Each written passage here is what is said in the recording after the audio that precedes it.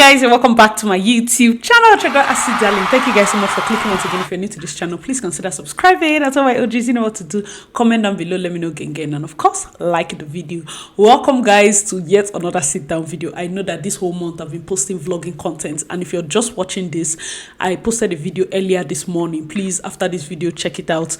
Let me know your thoughts in the comment section, how you've been enjoying the vlogs. If you want to see more about my life outside this kind of immigration related content, you can make sure to check my vlogmas series. It has been exciting. I'm happy to announce that I will soon be done with the backdated content and we'll go into present day vlogmas. Like the week of vlogmas, I'll be back on I'll be back with the new content. Today's video is all over the place. I won't even lie. Canada is on fire. This is as serious as it gets. The finance minister quit hours before she was supposed to do this, and she doesn't have confidence in this prime minister. No one does. This man is a disgrace, and we need an election now. Literally, Canada is on fire. If there's one thing I've come to realize, especially in this country, as with most countries, is the role that politics plays in our everyday life. Like heavy roles in terms of the laws in place. Canada is turning into UK as in a way, because you can sleep today and tomorrow the laws have changed. You can sleep today and tomorrow the laws have changed. And unlike UK, where you might see that it's just back and forth, in Canada it is heavily tied to politics. Now I have several new announcements that are going to be coming up, but listen and flow with this whole video. Let me know your thoughts in the comment section. First of all, our vice president and the finance minister, she holds two positions, which is weird but for a country, but I guess that's how they do it here. She's the VP and the finance minister. She resigned. And if there's anything that makes me laugh about Canadian politics, it's how shady they can be. If you read her resignation letter, they can throw shade, they can be petty. If you watch anything when we are in the House of Commons or the Parliament and they are debating, yo, Trudeau, he said this. He's the only. It's like wording. It's like this track. You know when Nick Cannon used to do those, he showed that this one we saw this or this one. That's it too. That's it that they do there. Some things are so funny. I'm like, hope this is getting results. Anyways, she resigned. And I think currently the minister in charge of borders or so is the one that they are putting in her new position. But that guy had already had like what he was working on. So he came out recently to give an announcement. And this is big. If you watch my live streams, if you watch my past video, if you've been like a darling, you've watched this channel, I get that. Shout out to all those that are watching for the first time. But I have had thoughts, concerning this whole thing, because on the live stream I said Trump has threatened 25% tariff to Canadians. And his demand is simple: border security. Which makes sense. Maybe I'm the only one that thinks it makes sense, because you cannot be the country closest to me and you give free visa to Mexico. All they need to do is to fly to Canada and walk across the border. And drug problem, everything is on the rise. Up border, that's the one, Canada to US, is now more dangerous than US to Mexico direct. It becomes an issue. So the guy is in his rights to say those kind of things, like he's protecting his country and all of that. So the good news is all those threats have, taken roots. Of course, I'm going to talk about where the thing reaches. The story is coming. Flow with me. This is not TikTok. You have to sit down. When I talk and they rush, sit down. Talking serious business. I'm going to be plugging the video so that you understand. The border minister said there's a $1.3 billion projects to protect the borders, and now he's talking from new technology to detect drugs, new K9 divisions, all the drone technology, more border security, patrol team, a new task force. Like, his plan was so elaborate and it made sense. Like, this is on ground. He made sense. Like, this is what we are proposing. Okay, he was there, and he was also joined by Mark Miller. This is the one that concerns many of us, and also the health minister. Now, when Macmillan came up, Macmillan's own, immigration is also tied to border, okay? Macmillan's own now, as he came, he was fire for fire. Guys, let me know your thoughts in the comment section. First of all, let me plug in the video from the minister, and then we'll add Macmillan's own, summarize it at the end. All right, guys, watch this video. Our new border plan, backed by an investment of $1.3 billion, will secure our border against the flow of illegal drugs and irregular migration, while ensuring the free flow of people and goods that are at the core of North America's prosperity. It's composed of 5 pillars: detecting and addressing fentanyl and its precursors, significant new tools for law enforcement, improving operational coordination, improving information sharing, and minimizing border volumes to the United States. I will lay out the measures pertaining to public safety, and my colleagues Mark Miller and Yara Sachs will speak to the measures stemming from their portfolios. Thank you, Dominic. Good afternoon, everyone. Canada is and everyone knows this here, is a top destination for people seeking to build a better life or to visit. And Canadians expect us to uphold our humanitarian tradition, but also offer the security to those who desperately need it. At the same time, they expect our asylum system to be one that is efficient and well managed and shielded against fraud. They also expect migration from our side of the border, frankly both sides of the border, to be safe and orderly, and in order to strengthen the mutual security with our neighbours to the south. I'm announcing a number of measures today, but let's start off from where we are currently. We invested in Budget 2024 a little over $700 million in over 5 years, $159 million of which was financing for permanent stability integrity measures for the asylum system.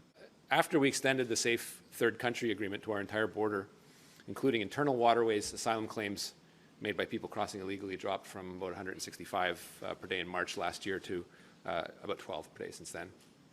After we introduced the partial visa requirement for Mexicans and Mexican nationals in February to address the high volume of asylum claims, many of which were refused, abandoned, or withdrawn, we've seen a staggering drop of about 97% in claims made by Mexican citizens in Canada compared to 2023.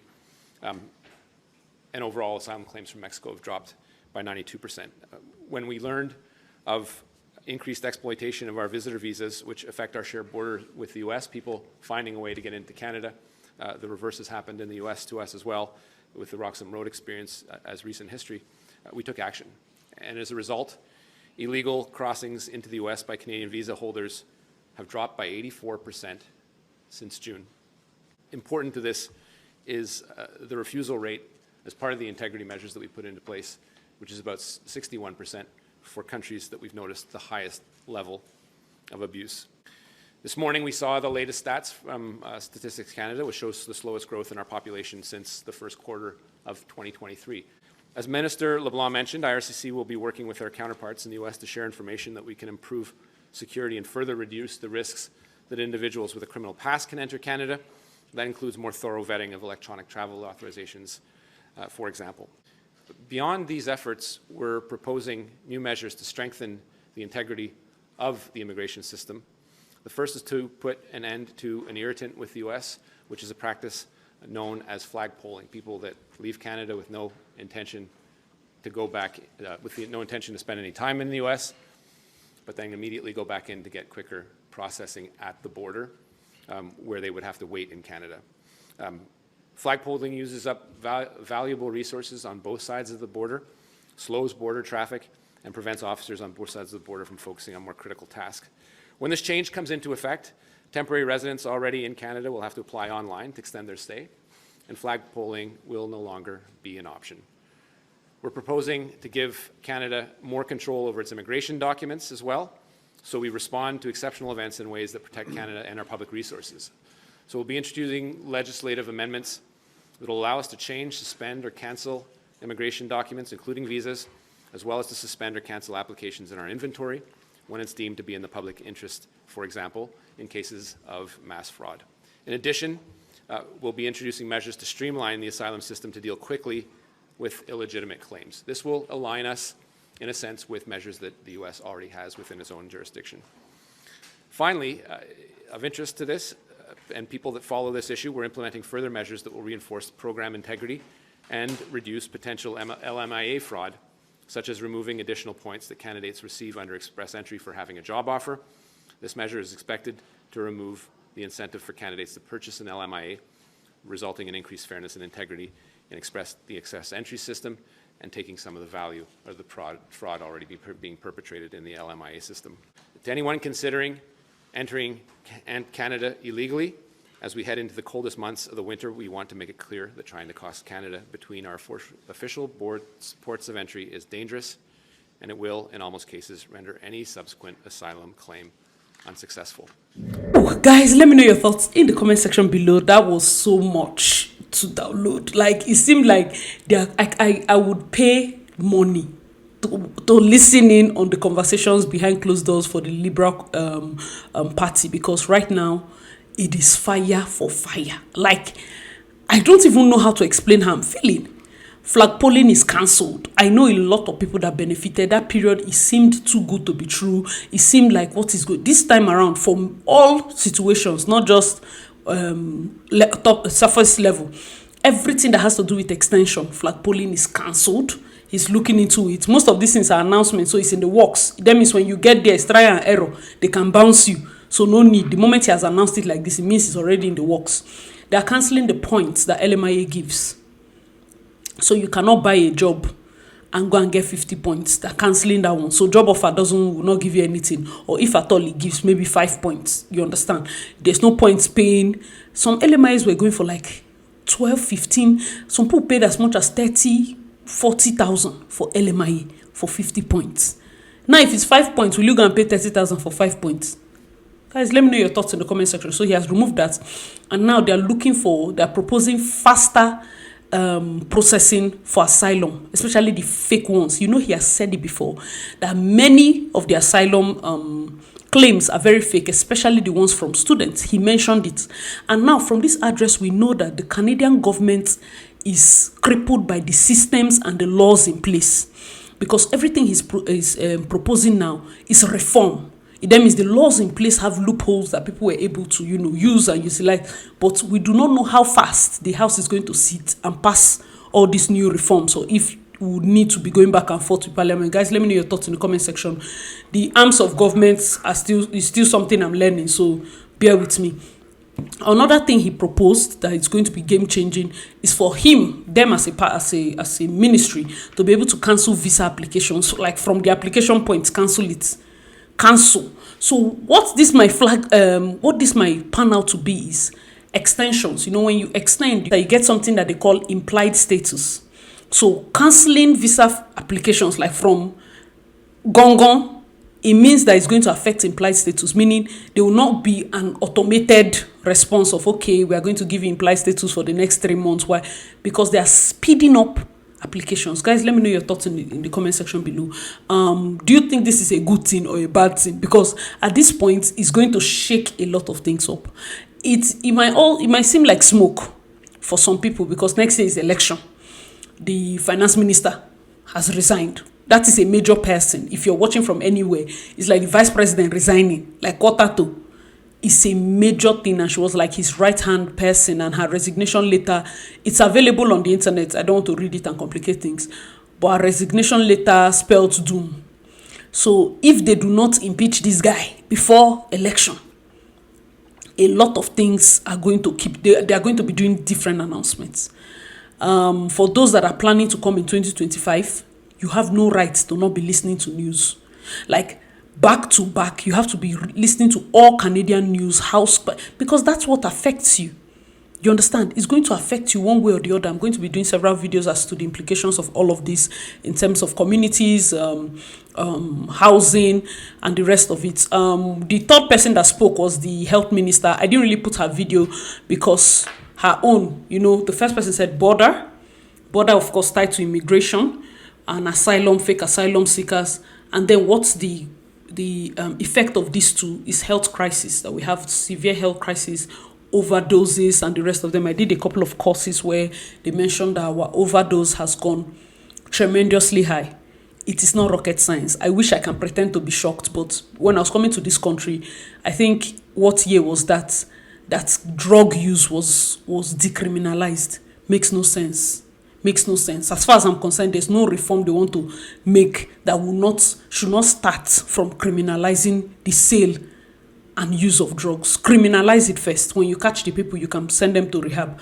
But do not decriminalize. I'm telling you, which day I was in the bus station and people were openly using drugs. This is the same station where high school students use, the same station where little children might be with their parents. Makes no sense. You understand? So that's my own take. When it comes to medicine after death, just cut it from the source. That's the one for drugs. And we also have lack of like crippling healthcare system. The statistics say 6.5 million Canadians do not have family doctors, whereas we have lots of doctors, medical people from different countries that are driving Uber. Now, if there's anything wrong, I'm just going to use this as an instance. I know that some people's degrees are not like up to date. Maybe the country is not this. Will you prefer, if God forbid somebody is in the hospital, no doctor to attend to, and somebody tells you that there's a Chinese doctor, he doesn't speak English, but I can translate what he's saying and he can help you. Will you take a chance on the Chinese doctor, or you will sit there and wait for death? Because in some instances, it almost seems like people's hands are tied. There are cases where these doctors coming in are elderly. They're past their gingered prime. They have money. Like the doctor that stayed in Markham that actually just runs a supermarket around that area. He has money. He's not going to go and learn English because you people want doctors. He already has money. Most of these people flee maybe the Chinese party, CCP and the rest of them. And at this point, there are lots of Chinese people that prefer him. We have a Chinese population. We have Indian people that are doctors. And there are many people that are falling down in waiting rooms. There's so much pressure on the government to sort through those applications and take a stand as to what people will do. But one thing I will say is, if they speedily give Mac Miller the power to do the things he has listed out, things are going to be back to back. Especially like happy are you if all you have is expiring permits. But if you have gone to seek illegitimate asylum, pray that when they are going through this, they do not give you a visa ban of 10 years or 5 years or whatever the years and send you back. If you have gone through illegitimate routes, because that is the one that a lot of people are focused on, because, asylum seekers get a lot from the government. It costs a lot of money. You have to pay them, you have to house them, so if you're a student, you came in, you saw you're a student and all of that, and you now start to benefit from the government in the sense that they are giving you house, they are giving you rebate on this and that, and they find out that it was fraudulent, there might be consequences. Guys, let me know your thoughts in the comment section below. So this particular news, when it just came out, I'm just here to tell you that this is not the end. This is not the end. Christmas is coming. Hopefully, of course, I think they might be going on Christmas break soon if they haven't already.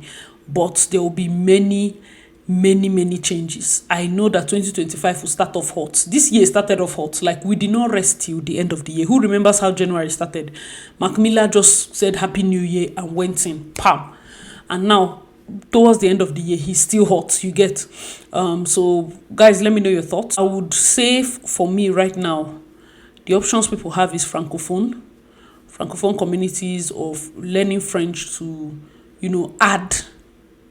I keep saying this thing 100 times. That's why I think I should do a separate video about content creation and understanding content, because get a CB.